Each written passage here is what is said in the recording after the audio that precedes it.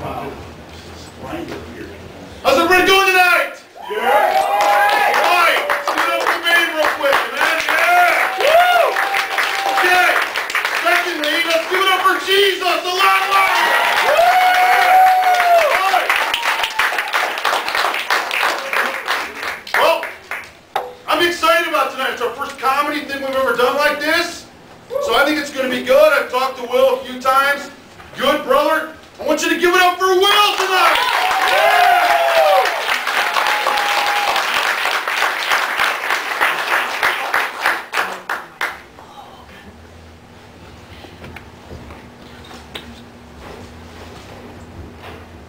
Good evening, everybody. How are we doing this evening? Fantastic. Woohoo! I don't know how many times I've ever prayed, Lord, would you just come and be part of our show? Lord, would you just manifest yourself? And when I walked to the door, I saw that guy. And it was just like Jesus. I'm like, whoa, he plays the bass.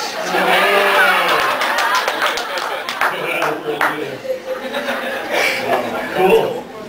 No, Bob called me and he says, hey, love to do a comedy event. Are you interested? I said, man, I'd love to do it. He goes, where do you go to church here in town? I told him to go to Christ Church. And he goes, oh, man, some of my best friends go over there. I'm like, really, who are they? I don't know. I don't know their names. See, he drives a bus. What, man, they're really good friends. What are they? Oh, and his wife does that hair thing. I'm like, oh, my friends, Rick and Jan. Yeah, that's their name. They're my best friends. They're like the closest friends I got. So Pastor says you're a good friend. Don't be offended if he doesn't know your name. Okay, that's okay. Before I get started, I want to thank the Lord for my new guitar. The Lord gave me this guitar brand new. Gave it to me for free. And I am thankful. Yes, I am extremely thankful. I took a flight the other day, and I went to go get my luggage coming around on that conveyor belt, and this was on my suitcase.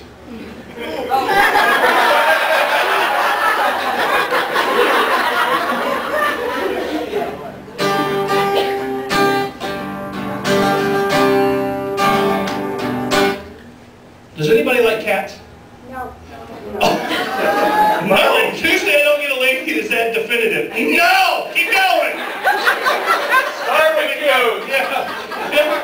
I Tuesday asked if anybody likes cats. Now, did I see a hand right here? Somebody had a hand? Oh, now you're afraid to raise a hand.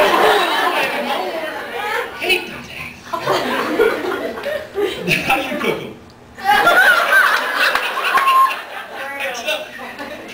I tell a cat joke and the people don't think I like cats. My wife and I, we have a couple cats at home, and ours have biblical names. The Demon and Satan. You know, and cats have a part, they really do, they should have a part in your life. I think they should have a bigger part in the Bible. I do. Because if I was God, and Noah was on the ark, and he was looking to see if there was dry land, give me a cat.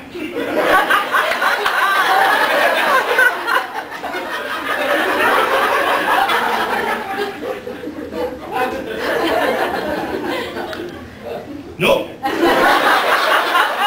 Give me the other one.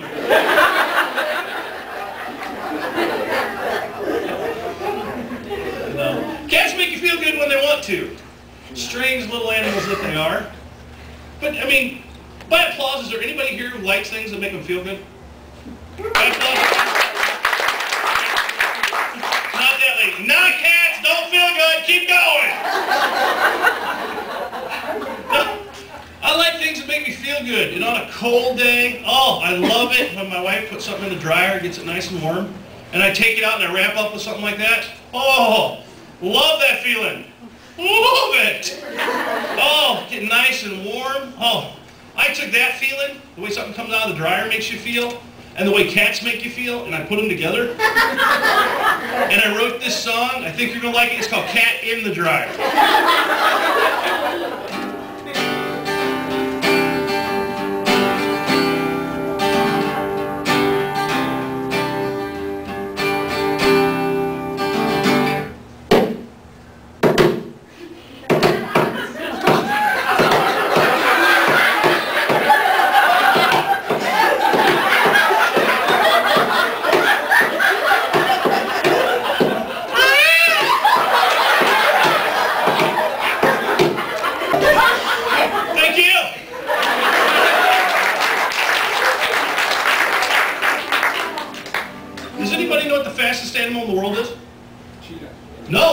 a cheetah? Good guess. Anybody? Let me help you out. It's a cat coming out of the dryer.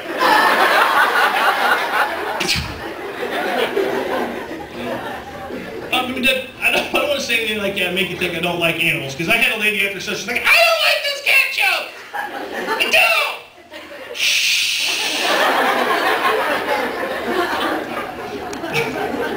I was like, ma'am, I'm a professional. I've never hurt an animal. Anytime I put a cat in the washer or the dryer, I put it on the delicate side.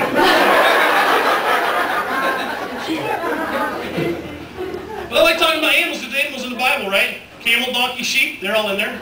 Birds in the Bible too, right? The first bird Noah allowed the ark was a dove. Very good. What's the first bird?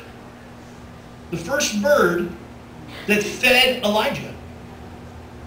A raven. Very good. This guy's on the ball. I know Pastor Bob was struggling. He goes, wait, that's my favorite bird. That's my favorite bird. I know what that is. Wait a minute. I know this one. Hey. Give Pastor Bob a break. There's only so much you can learn online. Okay? Give him a break. No, it is a raven. That's a raven. That's good. But, you know, sometimes I ask kids, you know, what's the first bird Noah let out of the ark? And they'll be like, an ostrich? No. It's a raven. And a lot of times ravens get overlooked. If you've been a Christian for any length of time, you know what it's like to get overlooked doing what we're supposed to do for God. So I thought if I wrote a praise and worship song from a raven's perspective about being overlooked, what would they say? And this is what I think they would say. It's called a raven praise.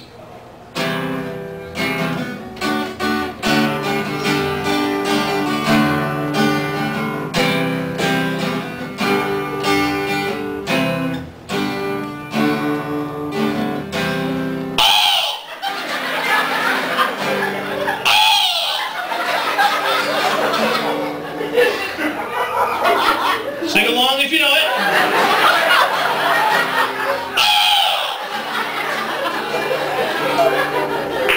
Thank you.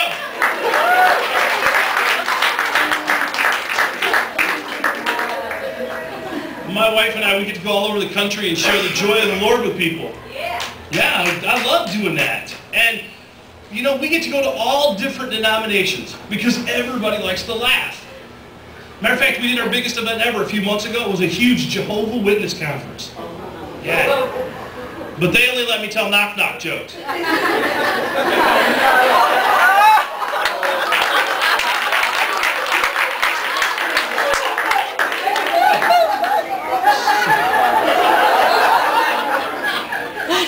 of you are going to need a little more time. That's okay.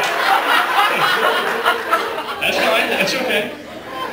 We had some Jehovah's Witnesses going through the neighborhood, and this is a little while back, and they knocked on the door, and I'm a comedian, which is another word for stay-at-home husband.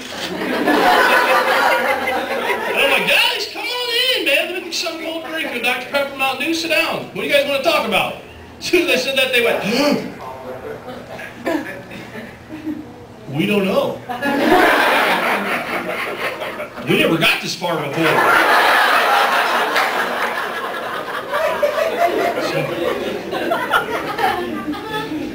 If you see, it would be nice to them. I mean, they did ask us to do praise and worship for them, as we were going to do things like knocking on heaven's door and just a few other little ones. But no, we do. We get to go all over the country. Sometimes we go places where people shouldn't be, like jails and juvenile detention centers. And when we go in, we have a very simple message that Jesus can set you free. If you don't have to live your life like this, you don't have to live in bondage, because there's freedom in Jesus. And I told, yeah, absolutely.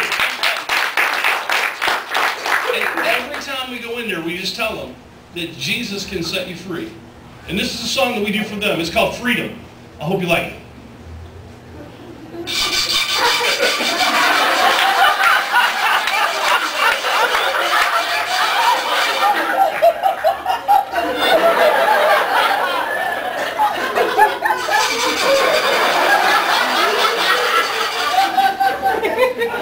Thank you.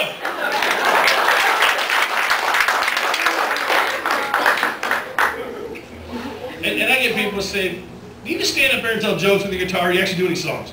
I actually wrote a song.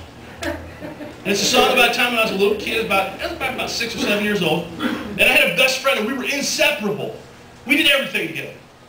One day we were outside playing, me and my friend Pete, and I heard this loud crash. And I spun around and realized my best friend had just fallen through the cover of an abandoned well. I didn't know what to do. I was running home to my mom, screaming and crying, like, Mom, Pete fell in the well, Pete fell in the well. I was screaming and crying. And she said, son, all you can do is pray. We had to call emergency services, the fire department and the police department, come and dig him out. But what my mom said to me is, all you can do is pray. That has stuck with me my entire life.